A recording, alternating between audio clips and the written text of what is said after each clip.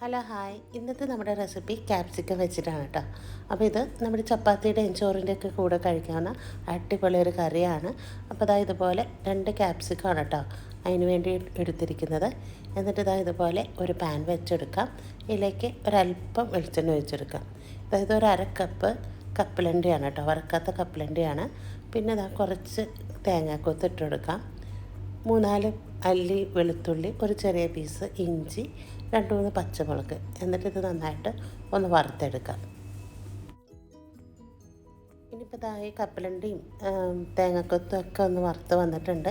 ഇനിയിപ്പോൾ നമുക്കിത് ഒരു മിക്സിയുടെ ജാറിലേക്ക് മാറ്റി കൊടുക്കാം. ഇത് നന്നായിട്ട് പേസ്റ്റ് രൂപത്തിൽ അരച്ചെടുക്കാനുള്ളതാണ് കേട്ടോ. അപ്പോൾ അത് മാറ്റിയിട്ടുണ്ട്.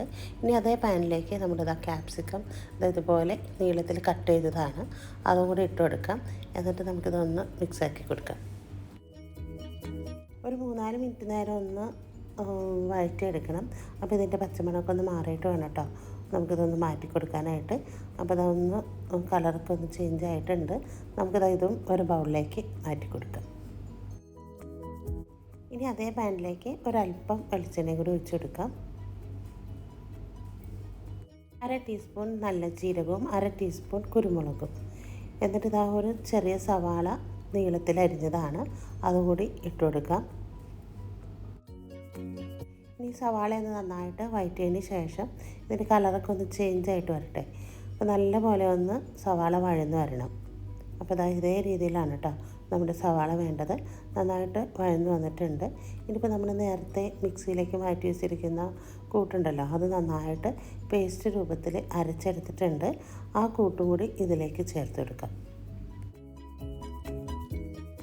ഇനി ഇതിൻ്റെ പച്ചമണം മാറുന്ന വരെ നന്നായിട്ട് ഇതൊന്ന് വഴറ്റിയെടുക്കാം. അപ്പോൾ ഇനി ആ മിക്സിയുടെ ജാറിലേക്ക് ഒരല്പം വെള്ളം കൂടി ഒഴിച്ചിട്ട് ആ വെള്ളം കൂടി ഈ കറിയിലേക്ക് ഒഴിച്ചെടുക്കുകയാണ് കേട്ടോ. എന്നിട്ട് നന്നായിട്ട് ഇതൊന്ന് മിക്സാക്കി കൊടുക്കാം. അപ്പോൾ ഇതിൻ്റെ പുളിക്ക് ആവശ്യമായിട്ട് നമ്മളൊരു വലിയ തക്കാളി എടുത്തിട്ടുണ്ട് കേട്ടോ. അപ്പോൾ അത് മിക്സിയുടെ ജാറിലേക്ക് കട്ട് ചെയ്തിട്ടിട്ടുണ്ട്. എന്നിട്ട് ഇനി അതും കൂടി പേസ്റ്റ് രൂപത്തിൽ അരച്ചിട്ടാണ് കേട്ടോ നമ്മൾ ഈ കറിയിലേക്ക് ചേർത്ത് കൊടുക്കുന്നത്.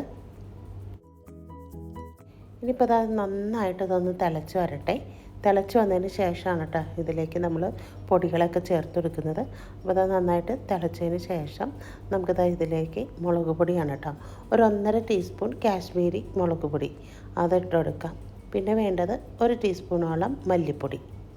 പിന്നെ നമ്മുടെ ഉലുവയുടെ ഇല ഉണ്ടല്ലോ, അത് ഉണങ്ങിയതാണ് കേട്ടോ, അതും കൂടി ഇട്ട് കൊടുക്കാം. 1/2 ടീസ്പൂൺ മഞ്ഞൾപ്പൊടി. എന്നിട്ട് നന്നായിട്ടൊന്ന് മിക്സാക്കിയിട്ട് ഇതിലേക്ക് ആവശ്യമായിട്ടുള്ള ഉപ്പും കൂടി ചേർത്ത് കൊടുക്കാം. അപ്പോൾ ഈ കറി എന്ന് പറയുന്നത് ഒരു നോർത്ത് ഇന്ത്യൻ ഡിഷാണ് കേട്ടോ. അപ്പോൾ നല്ല ടേസ്റ്റാണ്, നമുക്ക് ചപ്പാത്തിയിലൊക്കെ കൂടെ കഴിക്കാൻ ബെസ്റ്റാണ് കേട്ടോ. അപ്പോൾ എല്ലാം കൂടി ഒന്ന് മിക്സാക്കിയിട്ടുണ്ട്. ഇനിയിപ്പോൾ നന്നായിട്ട് ഒന്ന് തിളച്ചതിന് നമുക്കിതൊന്ന് അടച്ചു വെച്ചെടുക്കാം. ഒരു 2 മിനിറ്റ് നേരം അടച്ചു വെച്ചിട്ട് നമുക്കിതൊന്ന് നന്നായിട്ട് കുക്ക് ചെയ്തെടുക്കാം. അപ്പോൾ അതിൻ്റെ ആ പച്ചമണമൊക്കെ ഒന്ന് മാറിക്കിട്ടും. കണ്ടില്ല, ഒരു 2 മിനിറ്റ് കഴിഞ്ഞ് തുറന്ന് നോക്കിയിട്ട് നന്നായിട്ട് ഇതൊന്ന് മിക്സാക്കി കൊടുക്കാം. അപ്പോൾ ഗ്രേവിയൊക്കെ നല്ല രീതിയിലൊന്ന് കുറുകിയൊക്കെ വന്നിട്ടുണ്ട്. ഇനി ഇതിലേക്ക് നമ്മൾ നല്ല കട്ടത്തൈര്, അധികം പുളിയില്ലാത്ത കട്ടത്തൈര് ഒരു 2 ടീസ്പൂൺ അതുകൂടി ചേർത്ത് കൊടുത്തിട്ട് നല്ലപോലെ ഇതൊന്ന് മിക്സാക്കി കൊടുക്കാം. ഇനിയിപ്പോൾ നന്നായിട്ട് തിളച്ചിട്ടുണ്ട്. ഇനി ഇതിലേക്ക് നമ്മുടെ ക്യാപ്സിക്കം മാറ്റി വെച്ചിരിക്കുന്ന ക്യാപ്സിക്കം കൂടി ഇട്ട് കൊടുത്തിട്ട് നല്ലപോലെ ഒന്ന് മിക്സാക്കി കൊടുക്കാം. അപ്പോൾ അതൊരു 2 മിനിറ്റ് നേരം നമുക്കിതൊന്ന് അടച്ചു വെച്ചിട്ട് ഒന്ന് കുക്ക് ചെയ്തെടുക്കാം. 2 മിനിറ്റ് കഴിഞ്ഞപ്പോഴത്തേനും നമ്മുടെ കറിയൊക്കെ അടിപൊളി സെറ്റായിട്ടുണ്ട്. നല്ല കുറുകിയ ചാറോടുകൂടിയ ഒരു കറിയാണ് കേട്ടോ, സൂപ്പർ ടേസ്റ്റാണ്. ഇനിയിപ്പോൾ ഒരു ബൗളിലേക്ക് മാറ്റി കൊടുക്കാം. അപ്പോൾ എല്ലാവരും ഒന്ന് ട്രൈ ചെയ്ത് നോക്ക്. നല്ല വിഭവമൊക്കെ ആയിട്ട് വരുന്നത് വരെ പോയിട്ട് വരാം.